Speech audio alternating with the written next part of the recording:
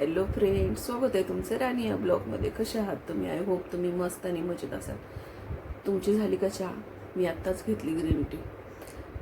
काल व्हिडिओ नाही टाकला, अपलोड नाही केला कारण ना काल काल म्हणण्यापेक्षा आज पण माझी तब्येत ठीक नाही आहे. डोकंच माझं जाम दुखत आहे आणि ते डोकं इथून दुखत आहे ते पार इथपर्यंत आणि मान वगैरे खूप परेशान करत आहे. मला बेल्ट लावला होता मी मानेचा, तरी पण मला नाही का एवढं बेटर वाटत नाही आहे. आणि गोळ्या खायला डॉक्टरांनी मनाई केलेली आहे. मला सारखं पेन किलर खाणं चांगलं नाही आहे म्हणून. तर काल मी अक्षतृतीया होती आणि एकतर स्वयंपाक वगैरे एवढा सगळा लेट झालं होतं, एकटीलाच बनवला मी. परत ते जेवायला जे आले होते, जेवायला दोघंजण जोडी ठेवलेली आहे मी आणि एक त्यांचा मुलगा. की माझे आई वडील आणि माझे सासरे यांचं मी दोघांचंही हे करत असते, फोटो ठेवून पूजा वगैरे करत असते आणि व्यवस्थित सगळं पूजा करून जेवायला घालत असते. तर नाही का मग मी नंतर मुलीला आणि तिच्या नवऱ्याला पण बोलवलं होतं, कारण मला बहिणीचं पण नाही का सुवासिनी घालायची होती. तर म्हटलं मग हिलाच घालता येईल, कारण बाहेरून कुणाला बोलवायचं हे करायचं म्हणून. परंतु ती नाही म्हटली यायला. म्हटलं ठीक आहे, नाही तर नाही. मग मी सगळा स्वयंपाक वगैरे आवरला, ते लोक आले, जेवायला वगैरे घातलं, त्यांच्यासोबत गप्पा मारल्या आणि माझा त्यांच्यातच बराच टायमिंग गेला.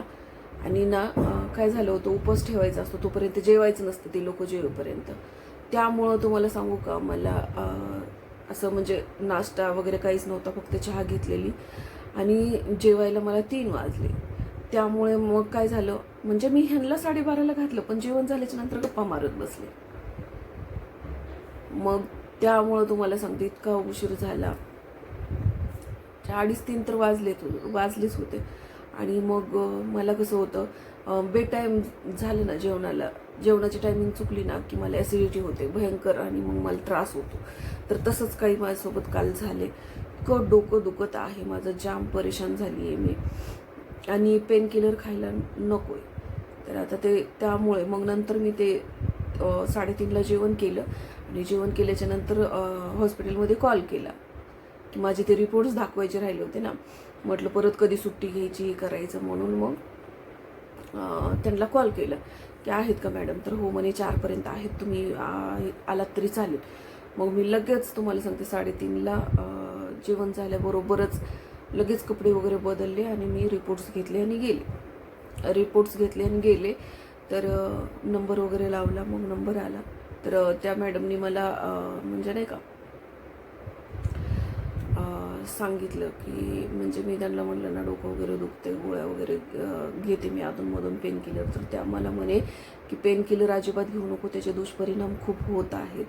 आणि राहिलं माझं रिपोर्ट्सबद्दल, तर बघा मी तुम्हाला म्हणत होते की नाही की मला असं काही असेल तर मी नक्कीच तुमच्याशी शेअर करेल. तर मला गर्भाशयाच्या आतमध्ये गाठ तयार झालेली आहे आणि त्या गाठीचं उपचार आहेत की गोळ्यांनी पण 3 महिन्याचा कोर्स आहे, ती घेऊन होते का बघायचं, ते गाठ जिरती का नाही. तर त्याच्यानंतर मग सर्जरी आहे, जे त्याच्यामध्ये 3 ते 4 दिवस जातात. आदल्या दिवशी ॲडमिट व्हायचं, दुसऱ्या दिवशी ऑपरेशन करायचं आणि ते एंडोस्कोप बघा बिना टाक्याचं ऑपरेशन आहे. 8 टाके पडणार, बाहेरून टाके नाही. मध्ये गर्भाशयाच्या आत गाठ आहे, मग ती गर्भाशयाच्या आतली गाठ कट करून काढणार आणि त्या जागेला टाके घेणार ते. तर अशी त्यांनी मला सांगितलं. तर बघू आता मी त्यांना मला एकतर भीती वाटते असं सर्जरी वगैरे म्हटलं की मी खूप घाबरते. मी कधी कुठलेही नाही का असं हे होतं मला. तर मी त्यांना म्हणले की नाही का गोळ्याच द्या म्हणून. तर त्या म्हटल्या गोळ्याची गॅरंटी कमी असते, परंतु तरी पण मी तुला पाहिजे तर आपण 3 महिन्याचा कोर्स घेऊन बघू आणि 3 महिन्याच्या कोर्सने जर नाही झालं तर मग आपण हे करू, सर्जरीचा निर्णय घ्यावा लागेल. कारण ती गाठ जर वाढत गेली, साईज वाढत गेली ना आणि त्याला जर त्या गाठीला परत जखम वगैरे व्हायला लागली तर त्याचे परिणाम वेगळे होतात. आता हे फायबर असं काहीतरी त्या गाठीला म्हणतात. तर तशी गाठ आहे ती. म्हणजे अशी काही ती घाबरण्यासारखी गाठ नाही आहे किंवा त्याचा खूप असा त्रास होतो असं पण नाही आहे. मला असं म्हणजे पोटदुख वगैरे असलं काही त्रास पण होत नाही आहे. फक्त मला ब्लिडिंग म्हणजे 5व्या दिवशी बंद व्हायला पाहिजे, तर ते 5व्या दिवशी बंद न होता 6वा दिवस 7वा दिवस असं 2 दिवस एक्स्ट्राचं होत आहे. बस एवढाच प्रॉब्लेम आहे मला आणि दुसरा काहीच नाही. आणि व्हाईट डिस्चार्जचं तुम्हाला म्हणलं ना ते होतं, तर तेही आता कमी झालेलं आहे. तर त्या म्हणलं त्याच्यामुळंच होतं तुला ते, आणि पिरियड्स पण त्यामुळेच मिस झाले तुला नाही का. तर बरं झालं मी लवकर त्यांच्याकडे दाखवलं आणि सोनोग्राफी केली आणि आता त्याच्यावरती उपचार चालू आहे. मी गोळ्या घेतलेल्या आहेत, तर त्या गोळ्या घेऊन बघूया काय होतंय ते. शक्यतो भोलेनाथनी तर माझ्यावरती ती वेळ आणणे सर्जरी करायची, कारण मला खूप भीती वाटते. भलेही ते जे टाके पडणार जरी नसले तरी त्याचा त्रास होणार आहे. मी त्या मॅडमला विचारलं भूल वगैरे दिली जाते का, तर हो म्हणे, परंतु त्याचा त्रास होतोच, असं होत नाही असं नाही. परंतु माझ्यावरती ती वेळ माझ्या भोलेनाथने आणू नये एवढीच इच्छा आहे, बाकी काही नाही. मला ते असं म्हणजे तुम्हाला असं वाटेल की त्याच्या ह्याच्यामुळं नाही, कारण ना मी काल खूप त्यांनी सांगितल्याच्या नंतर त्यांना बऱ्याचदा विचारून सुद्धा परत मी नंतर म्हणजे नाही का माझ्या जवळचे जे आहेत ओळखीचे त्यांना मी रिपोर्ट्स पाठवले, त्यांच्याकडून डिटेल्स माहिती घेतली. त्यावेळेला त्यांनी पण सांगितले तुमच्या जी मागे टेस्ट केलेल्या आहेत त्याच्यात कॅन्सरची सुद्धा टेस्ट केलेली आहे, त्याच्यामुळं ते कॅन्सरची गाठ नाही आहे, कॅन्सरची गाठ नाही आहे ती. आणि ते गाठी अशाच गर्भाशयामध्ये होतात तयार, तर त्याचं रूपांतर नंतर होऊ शकतं. लेट झालं, गाठ वाढली, त्या गाठीला जखम झाली तर त्याचा परिणाम नंतर होऊ शकतो वेगळा. परंतु सध्या तसं काही नाही आहे आणि घाबरण्यासारखं काही नाही आहे, विचार करू नका असं म्हणून त्यांनी मला सांगितल्याच्या नंतर मी काल खूप हे करून मी त्याच्याबद्दल काही विचार करत नाही आहे किंवा त्याचं मला टेन्शन आलेलं नाही आहे. टेन्शन मला आलं आहे कुठलं की माझे ह्या गोळ्यांनीच ती गाठ जिरावी, मला सर्जरीचं भीती वाटते, याचं टेन्शन आले. आणि राहिला प्रश्न तर मला ते काल उपाशी राहिल्यामुळे खूप जास्ती प्रमाणात त्रास होत आहे आणि त्यांनी सांगितले गोळ्या जास्ती वापर करू नको पेन किलरच्या, म्हणून मी ती गोळी रात्री घेतलेली नाही आहे. परंतु जर मला आज म्हणजे रात्रीपर्यंत जर ठीक नाही वाटलं तर मी 100% रात्री मला गोळी घेण्याशिवाय पर्याय नाही आहे, करणार काय, बरोबर की नाही. आणि तर मी तुम्हाला परत एकदा सांगते, सगळ्याच महिलांना सांगते की स्वतःच्या शरीराकडे दुर्लक्ष करू नका. खूप हलगर्जीपणा केला की असं होतं. आता मला त्यावेळेला असं वाटलंच नाही की मला असा काही प्रॉब्लेम होईल म्हणून मी ते इग्नोर केलं आणि इग्नोर केल्याच्या नंतर पिरियड्स मिस झाले. म्हणजे सिग्नल मला पहिला वाईट डिस्चार्जनी पण सिग्नल दिला होता, तरी पण मी दुर्लक्ष केलं. त्याच्यानंतर माझ्याकडे म्हणजे नाही का ते पिरियड्स मिस झाल्यामुळे तरी कमीत कमी मी लक्षात घेतलं आणि गेले. गाठीची साईज मी जास्ती मोठी नाही आहे, पण आहे काहीतरी बघावी लागेल ती किती साईज आहे काय आहे. तर मला थोडंसं तिथे डाऊट आला बरं का. मला तुम्हाला सांगायचं आहे की सगळे डॉक्टर चांगले आहेत, पण सोनोग्राफीचा थोडासा तिथं प्रॉब्लेम आहे. कारण 2-2, 3-3 मॅडम डॉक्टर येतात लेडीज आणि चेक करतात. परत मग ते पण असू द्या, परंतु असंच म्हणतात त्या की अंदाजपैकी द्यावं लागेल. मी तिथं बसले होते की ते दुसऱ्या पहिल्या ह्याचा रिपोर्ट्स बनवत होते, तोपर्यंत त्यांनी मला म्हणले की तुम्ही बेडवरती झोपा. तर ॲक्च्युली ती डॉक्टर त्या जी रिपोर्ट्स बनवत होती तिला काय सांगते की हे सगळं इथं असं तसं तसं काय काय सांगितलं आणि हे म्हणे मला कन्फ्यूज झाले, तर ठीक आहे म्हणे अंदाजपैकी देऊन टाक. म्हणजे अंदाजपैकी सुद्धा हे रिपोर्ट्स देतात. एक विचार करा, जर ह्यांना समजलं नाही ना तर हे अंदाजपैकी रिपोर्ट्स देतात. म्हणून मला पण माझ्या सोनोग्राफीचा तिथं थोडासा डाऊट वाटला, कारण त्यांनी एक डॉक्टर आणि 2 दुसऱ्या मॅडम डॉक्टर बोलवल्या, त्यांना दाखवलं. ह्यांना कळतच नव्हतं की एक्झॅक्टली काय आणि कुठे आणि कसं आहे. परत नंतर ज्या मोठ्या सगळ्यात सिनियर आहेत त्यांना बोलवायला गेले तर त्या काही यायलाच तयार होईनात. मग ते म्हणे किती वेळ आता हे करायचं, ठीक आहे म्हणे. मग माझाही रिपोर्ट्स त्यांनी म्हणजे जास्ती प्रमाणात त्यांना समजलेलं नाही आहे, परंतु माझाही रिपोर्ट्स त्यांनी तसाच दिलेला आहे सोनोग्राफीचा. तर मला आता सोनोग्राफी दुसरीकडून करायची. मी त्यांना म्हटलंय मला सोनोग्राफी कुठली करायची ती मला लिहून द्या म्हटलं. मी मला जिथं वाटेल तिथे मी करेल म्हटलं. आणि मग मला इथल्या सोनोग्राफीवर डाऊट वाटतोय. मी त्यांना क्लिअर बोलून दाखवलं की इथं असं असं म्हणत होते ते म्हणून. आणि मग कसा विश्वास ठेवायचा म्हटलं तुमच्या इथल्या लोकांवरती की डॉक्टर परफेक्ट आहेत आणि ते चुकीचे हे देणार नाहीत, रिपोर्ट्स देणार नाहीत, चुकीचे उपचार देणार नाहीत. तुम्ही सांगा, अंदाजपैकी जर दिलं तर त्या माणसाला चुकीचे उपचार जाणार का नाही तुम्ही सांगा. जर डिटेल्समध्ये तुम्हाला समजलं नाही तर तुम्ही सांगू शकता ना की हे चला बाबा हे समजत नाहीये, तुम्ही दुसरीकडे कुठेतरी करा, बरोबर की नाही. म्हणून मी त्यांच्याकडनं लिहून आणलेलं आहे की कुठली सोनोग्राफी मला करायची आहे. तर आता मी 1 महिन्याचा कोर्स कंप्लीट करते आणि 1 महिन्याच्या नंतर मला पिरियड्स येऊन गेले की मी सोनोग्राफी करून घेते आणि परत त्याचा रिपोर्ट्स घेऊन त्यांच्याकडे जाते की ज्यांनी करून म्हणजे हा रिपोर्ट आणि तो रिपोर्ट्स मॅच होतो का हे मला कन्फर्म करायचं आहे. कारण ना तुम्ही म्हणसाल की असं, परंतु हो मी अशीच आहे, मी नाही पटकन विश्वास ठेवत. कारण माझ्या जर समोर घडलं तर मी असा विश्वास नाही ठेवत. ॲक्च्युली खोटं नाही बोलत. खरंच त्यांनी त्या दिवशी माझ्यासमोर एका रिपोर्ट्स बनवताना ती चक्क तसं म्हणत होती की अभी ये तो कुछ समझ में नहीं आ रहा है, अंदाज से ही देना पडेगा. मग मला क्लिक झाले की ह्यांना जर समजलं नाही तर अंदाजपैकी देतात. तसंच माझ्यासोबत झालं. म्हणजे माझे बघा ना 2 मॅडम, 3 मॅडम आणि 1 डॉक्टर, ह्यांनी सगळ्यांनी मिळून ते कसं आहे सोनोग्राफीचा रिपोर्ट्स काय आहे, कुठं काय आहे, ते सोनोग्राफी ह्याला काय म्हणायचं, किती सेंटीमीटर आहे वगैरे वगैरे असं सगळं.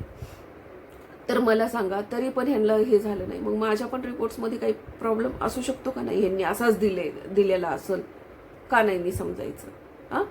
जर ह्यांना समजतच नव्हतं, ह्यांना दिसतच नव्हतं, ह्यांना कळतच नव्हतं तर बरोबर की नाही. म्हणजे मला त्याच्यावरून पण डाऊट आलाय. आणि मी अशीच आहे. मी लगेच असं कोणी काही सांगितलं की पटकन विश्वास ठेवत नाही. मी आणखीन 1-2 जणाला कन्फर्म करते आणि मग परत त्या गोष्टीवरती विश्वास ठेवते.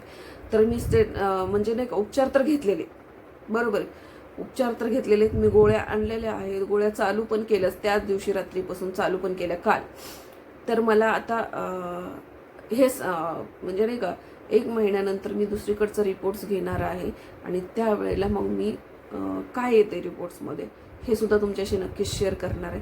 परंतु कुणीही महिलांनी आपल्या शरीराकडे दुर्लक्ष करू नका. वाईट डिस्चार्ज जास्ती प्रमाणात होत असेल, वारंवार तुम्हाला प्रायव्हेट पार्टला इन्फेक्शन होत असेल, वारंवार तुम्हाला असं म्हणजे 4 दिवसापेक्षा जास्ती पिरियड्स चालत असतील तरीसुद्धा दुर्लक्ष करू नका. आणि वर्षातून 1 वेळा आपली गर्भाशयाची चाचण्या करून घेणं खूप गरजेचं आहे. आणि कॅन्सरच्या पण चाचण्या करून घेणं गरजेचं आहे. तुम्ही अधूनमधून करत जा. कारण मी तुम्हाला मागे सांगितलं ना पूर्ण बॉडी चेकअप केलेलं आहे. त्याच्यामध्ये माझे म्हणजे नाही का रिपोर्ट्स आहेत ते की काही नाही आहे, म्हणजे नॉर्मल रिपोर्ट्स आहेत. परंतु माझे पिरियड्स त्याच्यानंतर मिस झाले आणि त्याच्यानंतर एवढं सगळं घडलं. तरी पण हे गाठ घाबरण्यासारखी नाही आहे. ही गाठ अशीच तयार होतात आणि ह्या गाठी वाढल्या, मोठ्या झाल्या, प्रॉब्लेम वाढले, पिरियड्स सतत असं 15-15 दिवस ब्लिडिंग होत असेल, तुम्हाला खूप सारा त्रास होत असेल तर गर्भाशय काढायला सांगतात.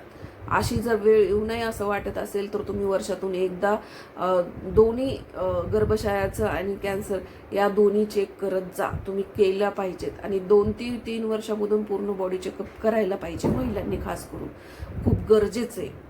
कारण ना खूप अवघड झालं आहे. कधी 2-3 महिन्यामध्ये किती चेंजेस होऊन जातो बघा. आता मला किती मी चेक केलं त्याला 3 महिने होऊन गेले असतील ना, 3-4 महिने. 3-4 महिन्यामध्ये लगेच एवढा सगळा प्रॉब्लेम. तर चला, मला तुम्हाला हेच सांगायचं होतं की असं होऊ शकतं, असं झालेलं आहे. आणि तुम्हाला असं वाटलं असेल की यार हिनं म्हणजे नाही का व्हिडिओ नाही टाकला. परंतु काय करणार, मला काल रात्री काही सुचतच नव्हतं, जाम डोकं दुखत होतं. तरी पण मी आता तुळशीचा काढा वगैरे, अद्रक, तुळस, लवंग, मिरी हे असं सगळं टाकून काढा घेतलेला आहे. आता ग्रीन टी घेतलेली आहे. विलायची अख्खी म्हणजे चोगळून रात्री ही केली, त्यामुळे रात्रीचं थोडंसं डोकं कमी आलं होतं. परंतु आत्ता पूर्ण राहिलेलं नाही आहे. परंतु मला त्रास व्हायचा तो होतोच आहे. मला मानेनी आणि डोक्याने खूप परेशान केलेलं आहे. म्हणजे सतत मला काही ना काही असं हे होत राहतं यार. त्यावेळेला म्हणजे नाही का, बघा ना, की ज्या वेळेला मानेचे त्रास आता माझे का वाढत आहेत, ज्या वेळेला तो माझी केस पकडून मला मारायचा ना, केस अशी पकडून मारायचा, त्यावेळेला एका साईडला तर एकाच साईडला माझी मुंडी किती वेळच्या किती वेळ तो पकडून ठेवायचा. मला इतका मारहाण केलेली आहे. माझं शरीर मला आत्ता जी त्रास देते ना, इतक्या लवकर त्रास द्यायला शरीराने सुरुवात केली ना, त्याचे फक्त परिणाम आहेत की मारझोड केलेले परिणाम आहेत ते. कारण ना त्यावेळेला कसं अंगात ताकद असते, जवानी असते, तर ते लवकर लक्षात येत नाही आणि नंतर नंतर बघा तुम्ही त्याचे असे आजार वाढत जातात हाडांचे. माझं पाय दुखणं, माझा हात दुखणं, माझ्या बोटांना इथं असं तुम्हाला म्हणलं ना, असे हाडं बाहेर येणं, ही माझी अशी बोटं धरून पिरगाळायचा तो, असे धरायचा. असं जर धरलं ना तर सोडायचंच नाही. इतका नीच आणि नालायक माणूस होता. मला इतका मारून खिळखिळा केलं त्यानं की ॲक्च्युली माझं डोकं वगैरे, पाय दुखणं, हे सगळं त्याचे परिणाम आहेत. नाहीतर तुम्ही सांगा, एवढं सगळं माझ्यासोबत होण्याचे काय? मी सगळ्या भाज्या खाते, दुधाचे पदार्थ खाते, दूध अधूनमधून घेत असते, मी स्वतःला एवढं लक्ष देते, काळजी घेते. मला एवढे सगळे त्रास व्हायचं रिझन काय आहे की मानसिक त्रास खूप जास्ती प्रमाणात झालेला आहे मला, आणि शारीरिक त्रास पण खूप जास्ती प्रमाणात झालेला आहे. कारण मारझोड बेदम करायचा तो, चक्कर येऊन पडेपर्यंत मारायचा आणि मारताना विचार नाही करायचा. तर आज मला खूप त्रास होत आहेत. म्हणजे नाही कशा लाता घातलेल्या, त्रास माझा खूप इतका दुखतो की विचारायची सोय नाही. कंबर सगळं म्हणजे असं म्हणते ना तुम्हाला की खूप मारलेलं आहे. त्याच्यामुळं आत्ता मला एवढं त्रास जाणवत आहे. तर आणखीन तर बरंच टायमिंग जायचं आहे. परंतु माझं त्या वेळेला काय होईल, माझी हालत कशी होईल, मला ते पण विचार येतात की यार, म्हणजे नाही का, हात धुणारा धुवून घेतो, परंतु ज्याच्यावरती ती बितलेली आहे त्या व्यक्तीला किती वेदना आणि किती त्रास. त्यावेळेला पण मला 8-8 दिवस असं उठायला, झोपायला, बसायला यायचं नाही, अशी परिस्थिती असायची. आणि आत्ता असं अधूनमधून सारखं त्रास होतो. तर म्हणजे त्या व्यक्तीला काही वेदना होऊ नये का? त्या व्यक्तीला काही सजा होऊ नये का? त्या व्यक्तीला असे म्हणते ना तुम्हाला की त्याच्या अशा हातात त्याला असं पाणीसुद्धा पिता आलं नाही पाहिजे आणि त्याला असा घास पण त्याच्या तोंडापर्यंत नाही गेला पाहिजे, अशा त्याच्या हातांची हालत झाली पाहिजे. त्याच्या हातामध्ये असे कीड आळ्या पडल्या पाहिजे आणि तो असा सडला पाहिजे, खरोखर सडला पाहिजे. मला कुणाबाबतीत असं एवढं तळतळून नाही बरं का, पण तुम्हाला सांगू का, ह्या माणसाबाबतीत मला खूप तळतळून असं वाटतं की त्याच्यासोबत माझा भाऊ आणि माझा नवरा, हे दोन व्यक्ती असे सोडून मेले पाहिजेत ना, की खरंच त्यांची कुत्र्याने सुद्धा मौत नाही खाल्ली पाहिजे, असे सडले पाहिजेत. कारण ह्यांनी असे कृत्यच केलेले असे आहेत, भयंकर विचित्र कृत्य केलेले आहेत. काल मला इतकं रडायला येत होतं की माझी आई उपाशी तापाशी ह्या जगातून गेली. नंतर म्हणजे जोपर्यंत जिवंत होती तोपर्यंत अन्न वाया जाऊ नये म्हणून शिळपाकं खाऊन दिवस काढले, तिनं जगली. आणि चांगले दिवस आले किंवा आज माझ्याकडे बी तिला सोन्याचा घास घालेला असा आहे, परंतु माझ्याकडे आईच नाही आहे. म्हणजे किती परिस्थिती अवघड असते. वाईट दिवसातून माणूस निघतो, पण चांगले दिवस आल्यानंतर जगत नाही, हे खूप चुकीचं आहे. आता मी सोन्याचा घास जरी करून ताटात ठेवला तर ती खाणार आहे का? नाही खाणार आहे. पण ते एक मनाला समाधान किंवा एक आपलं धर्म, कर्तव्य किंवा आपली परंपरा त्या जपायच्या असतात म्हणून ते करायचं. मी काल एवढं सगळं स्वयंपाक बनवला, एवढं सगळी धावपळ केली, परंतु म्हणजे 2 घास माझ्या आईच्या पोटात गेले का हो, माझ्या वडिलाच्या पोटात गेले का? नाही गेले. परंतु असो, आपलं जे कर्तव्य आहे, आपलं जे रीतिरिवाज आहेत ते करायचे असतात, तर ते कमी करते. मला काल मी सुट्टी घेतली होती आणि मी सुट्टी घेऊन काल घरी राहून ते सगळं केलं. कारण मी बाहेरचे लोक जेवायला बोलवते, तर त्यांना म्हणजे कसं आपण मॅनेज करणार ना, आणि कधी बोलवायचं कधी नाही. बरं, पिरियड्स आल्यानंतर मी करू शकत नाही, पण आता मी चांगली होते, करता आलं मला ह्या वर्षी म्हणण्यापेक्षा मी प्रत्येक वर्षीच करते. परंतु कसं होतं, कधी कधी पिरियड्स येतात ना तर मिस होतं. तर माझी मुलगी होती तर तुम्हाला सांगते मी तिला करायला लावायचे आणि करायची बाळ ती करायची. म्हणजे समजा एवढं सगळं जरी नाही केले ना तर कमीत कमी आमरस, पुरी, भाजी, भजे, कुरवडी, पापड एवढं तरी ती कमीत कमी करायची. तर मी मला सांगायचा उद्देश एकच आहे की प्रत्येकाने महिलांनी आपली आपली काळजी घ्या आणि दुर्लक्ष करू नका स्वतःकडे. कारण स्वतः जर चांगल्या राहिल्या तर बरोबर आहे. आणि स्वतःच्या शरीराकडे लक्ष द्या. कारण आपले आई वडिलाच्या नंतर आपली काळजी घेणारं कोणीही नसतं. नवरा म्हणतो ना आपण, परंतु जर म्हणजे खूप काय म्हणतात, खूप नशिबाने एखाद्याला तो नवरा तसा लाभतो की तो काळजी घेतो. परंतु आपल्या आई वडिला इतकी काळजी कुणी घेऊ शकत नाही आणि आईची जागा कुणीही घेऊ शकत नाही. बरोबर की नाही? म्हणून खरंच यार, देवाने सगळं घेतलं तरी चालेल, पण आई वडिलाचं छत्र कधीही हिरवून घेऊ नये कुठल्याही लेकरावरून. बरोबर की नाही? कारण काल खूप आठवण येत होती मला आणि खूप वाईट वाटत होतं की यार सगळं आहे पण आई वडील नाही आहेत. किती म्हणजे दुःखाची गोष्ट आहे. ज्याच्याकडे आई वडील आहेत त्यांना किंमत कळत नाही किंवा ते अपमान करतात. माझ्याच मुलांवरून घ्या ना, माझ्याच मुलांना माझी व्हॅल्यू नाही, माझी किंमत नाही किंवा मी आहे माझ्या असण्याचा त्यांना फरक पडत नाही, नसण्याचा बी फरक पडणार नाही. परंतु आज माझे आई वडील नाही बरेच वर्षापासून आणि मी त्यांच्यासाठी रडते. मी हमेशा रडते कारण आई वडील एक असे आहेत ना, आणि तुम्हाला खरंच सांगते माझे आई वडील माझ्यासाठी काय होते हे मी तुम्हाला शब्दात सांगू शकत नाही. परंतु देव पण त्यालाच रडायला लावतो की ज्यांना खूप गरज असते आणि ज्यांना खूप माया असते आणि ज्यांना खूप माणसं असं विषय वाटतात, त्याच लोकांना रडायची वेळ येते. एवढं मात्र खरं आहे. जे निर्दय असतात बघा, जसे की माझ्या मुलांसारखे वगैरे, असं माझ्या भावासारखे जे असे निर्दय असतात ना, त्यांना देव कधी हे करत नाही. परंतु असो, माझे आई वडील जिथं बी असतील तिथं देवानी कमीत कमी आत्ता तरी त्यांना सुख आणि समाधानी आणि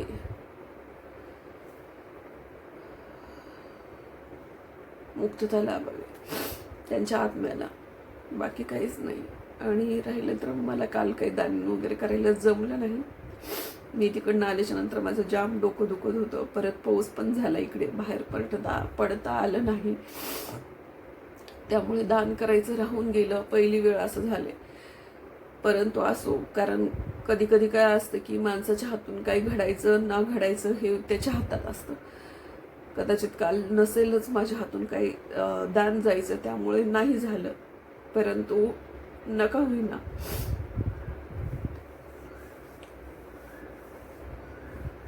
म्हणून जिवंत ज्याचे आई वडील ज्याच्याजवळ आहेत, जिवंत आहेत तोपर्यंत खरंच तुम्ही मला जेवढं जमेल तेवढं त्यांना प्रेम लावा, त्यांच्याकडे लक्ष द्या, त्यांची काळजी घ्या, त्यांना 2 घास चांगले खायला घाला. मेल्यानंतर तुम्ही असं सोन्याचं ताट जरी भरून ठेवलं ना तर 1 घासही त्यातला कमी होत नाही होत.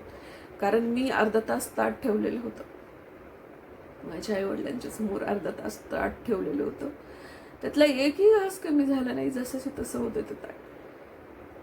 कारण आमच्याकडे म्हणजे मी स्वतः वैयक्तिक इथं गाई वगैरे नसतात म्हणून मी नैवेद्य बनवत नाही. मी अख्खं ताट भरून त्यांच्या समोर ठेवते, झाकून ठेवते आणि 15-20 मिनिट किंवा अर्धा तास असं ठेवलेलं असतं आणि मग नंतर मी ते जेवण करते. मी ती ताट उचलून मी स्वतः खाते. परंतु तसंच काही मी देवाच्या समोर पण करते. तर देवाच्या समोर पण ठेवलेलं ताट जे असतं ते माझी मुलगी किंवा माझा मुलगा असं खात असतात आणि इतर वेळेला तर मीच खाते. परंतु आता काल कसं होतं की म्हणजे त्यांच्या समोरचं पण ते ताट आणि देवासमोरचं पण, मग मला गेलं नसतं एवढं सगळं जेवण, म्हणून मी एक देवासमोरचं ताट मुलाला दिलं आणि मग आईवडिलांच्या समोरचं ताट मी स्वतः घेतलं.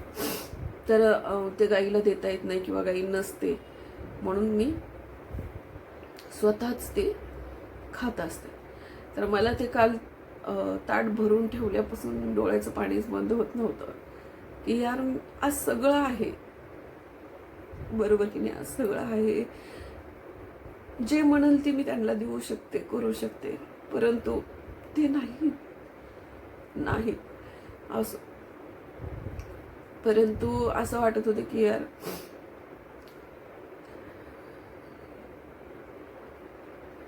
खरंच माणूस गेल्यावर माणसाची किंमत कळते. तसं नाही, मग माझी आई गेल्याच्या नंतर मला किंमत कळली होती, म्हणूनच मी माझ्या वडिलांची खूप काळजी घेतली आणि त्यांना जगवण्याचा प्रयत्न करत होते. त्यांनी जगावं अशी माझी आशा पण होती. मी खूपदा मागे पण तुम्हाला सांगितले की माझी आई गेल्याच्या नंतर खरे माझे डोळे जास्ती उघडले की यार एकदा माणूस गेला की परत येत नाही.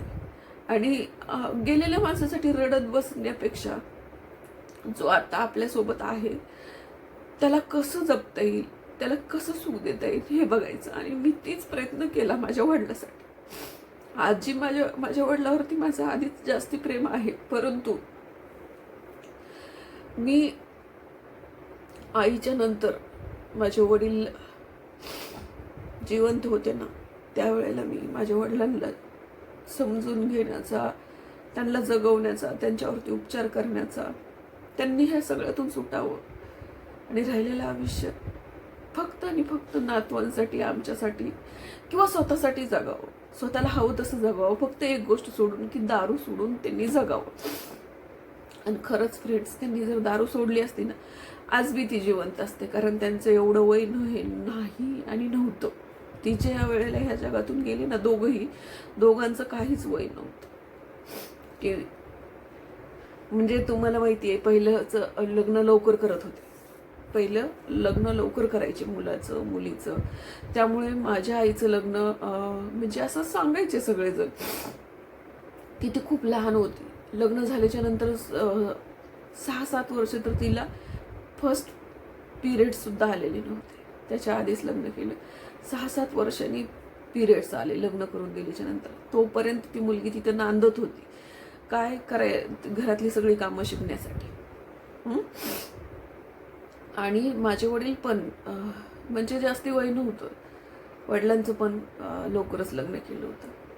म्हणजे ते त्यांच्या वयामध्ये ते जेव्हा गेले, माझ्या वडिलाचं तरी बऱ्यापैकी वय होतं ते गेले त्यावेळेला, पण माझ्या आईचं काहीच वय नव्हतं ज्या वेळेला ती ह्या जगातनं गेली.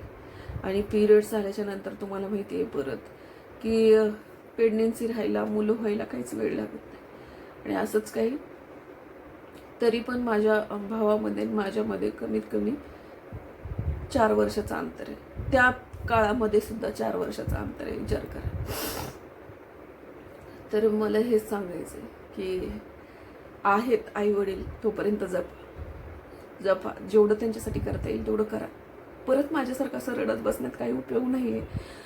आणि मला तरी कुठं वाटलं होतं की असं होईल किंवा ती माझ्या आयुष्यात नसतील, असं मला तरी कुठं वाटत होतं. परंतु असतात काही असे प्रसंग, अशी वेळ अशी येतात की माणसाच्या आयुष्यातून बरेच माणसं जात असतात आणि त्याला सतत एकटं पाडण्याचा प्रयत्न करत असतात. असंच काही माझ्यासोबत होत आहे आणि झालेलं आहे आत्तापर्यंत. त्यामुळं मला असं वाटतं की यार माझ्यासोबतच का असं. म्हणून आता मला कुणाच्या जवळ जायचं, कुणाला आपलं म्हणायचं किंवा कुणासाठी हे करायचं म्हणायला भीती वाटते आणि दडपण वाटते की यार नाही, आता नाही कुणाच्या जवळ जायचं, आता नाही कुणाला आपलं म्हणायचं, कारण आपली माणसं आपल्यापासून लांब जातात.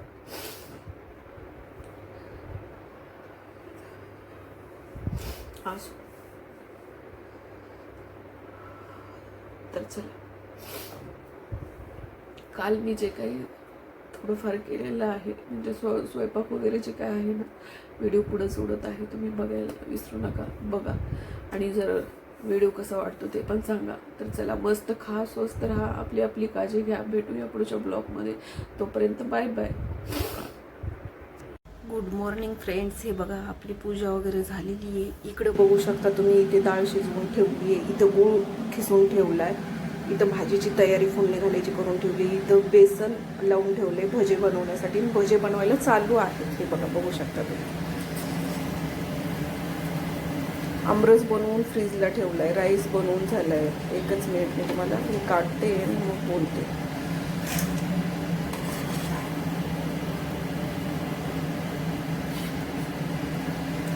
तर तुमचं झाला का स्वयंपाक? तुमचा पण झालाच असेल. तर या मस्तपैकी पुरणपोळी जेवायला. हे बघा, इथे राईस बनवून ठेवलेला आहे, इथे पीठ मळून ठेवलेलं आहे, आमरस मी ह्याला, आणि इथे पापड वगैरे तळून ठेवलेले हे बघा, बघू शकता.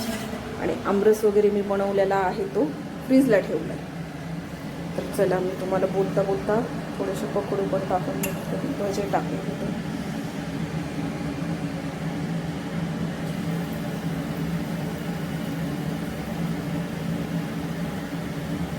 मी हाताने भजे सोडत नाही, मला चमच्यानेच भजे सोडायला आवडतात.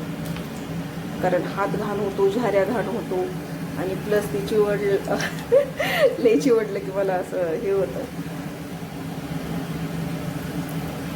तर मस्त सोडता येतात चमच्याने, आणि ही मला पहिल्यापासूनची सवय आहे, त्याच्यामुळे मला छानपैकी आता चमच्याने सोडता येतात, काहीच प्रॉब्लेम येत नाही.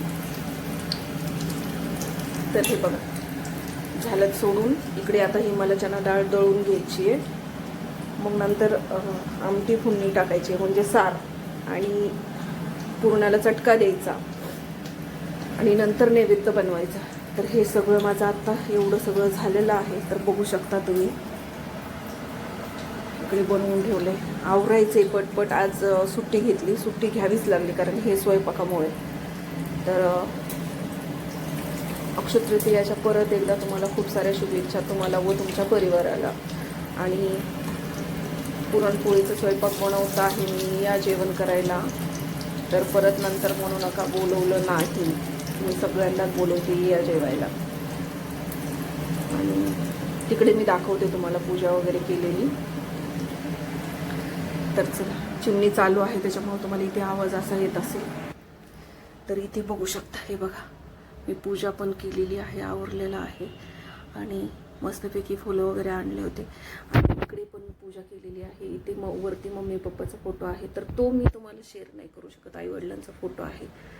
तर चला, अशी सगळी पूजा, फोटोला हार वगैरे सगळं घालून, आंबा वगैरे ठेवून सगळी पूजा व्यवस्थित केलेली आहे मी तिथे, परंतु मी तुम्हाला नाही ती दाखवू शकत. तर आत्ता वाजलेले आहेत 10:15. हे मी कपडे वगैरे आवरायचे राहिलेले आहेत, गॅलरीत कालचे कपडे आहेत. वातावरण बघा तुम्ही कसं झालेलं आहे, बाहेरचं वातावरण बघा, खूप असं आभाळ आल्यासारखं आहे, ऊन अजिबात नाही आहे. तर चला, हे बघा फ्रेंड्स, भाजी पण फोडणी घातली, म्हणजे ती काय म्हणतात, कसली मस्त तरी आहे बघा. ह्याला हळद वापरलेली नाही आहे बरं का, काळ्या मसाल्याची बनवलेली. इकडे पुरण चटका देण्यासाठी आहे, आणि इकडे भजे पण बनवून झालेत बघा. झालेलं आहे बघा, आपलं पुरण पण झालं. आता हे भांडे आवरून घेते मी, आणि नंतर पोळ्या बनवते. चला. तर हे बघा फ्रेंड्स, पोळी वाफ लागते त्याच्याने असं दिसत आहे. तर अशी एवढी मोठी पोळी असते माझी, आणि हे तूप लावते मी पोळीला, तूपच लावून शेकते. आणि नुसतं मी नाकच नाही फुगवत आहे, तर पोळी सुद्धा फुगवते बघा, बरोबर की नाही. तर हे बघा, छानपैकी अशी मस्त पोळी फुगलेली आहे, आणि इकडनं फुटलेली आहे. तर चला, इथं पण ही पण फुगली बरं का, एक झाली. म्हटलं व्हिडिओ काढावा, दाखवावं की मला स्वयंपाक येतो, खरोखर स्वयंपाक येतो, मी असंच बोलत नाही. तर हे बघा, मस्त अशी छान शेकलेली आहे. एकच पोळी खायची, काम खाल्लास. हे बघा, इथं लाटून ठेवली. तर चला, मी पोळ्या बनवून घेते, तुम्हाला ताट भरल्यानंतर दाखवते. तर इथं बघा फ्रेंड, प्रत्येक पोळी फुगते माझी, असे नाही आहे की म्हणजे एखादीच फुगलेली मी तुम्हाला दाखवली. आता ही दुसरी पोळी टाकली, ती सुद्धा बघा किती सुंदर अशी झाली, मस्त अशी. आणि तूप लावून का, कारण आमच्याकडं म्हणजे मला वैयक्तिक, आणि माझ्या घरामध्ये माझी मुलं पण तसंच खातात, तूप लावलेली, तूप लावूनच शेकलेली पोळी आवडते.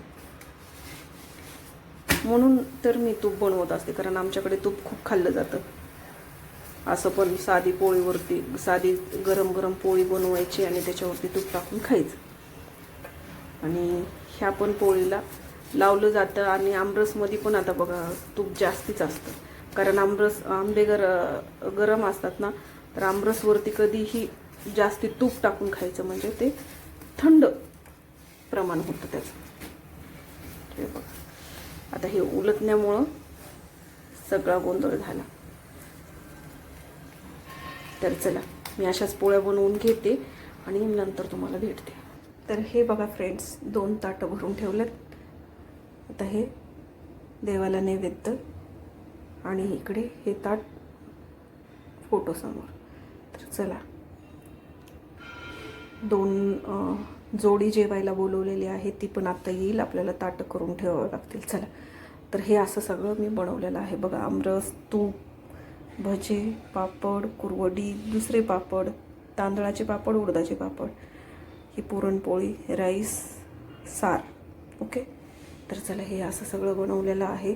तर तुम्हाला कसा वाटला स्वयंपाक, आणि या तुम्ही पण जेवण करायला. आवडलं का तुम्हाला? तर चला जेवा नक्की, आणि कसं आहे ते सांगा. तर भेटू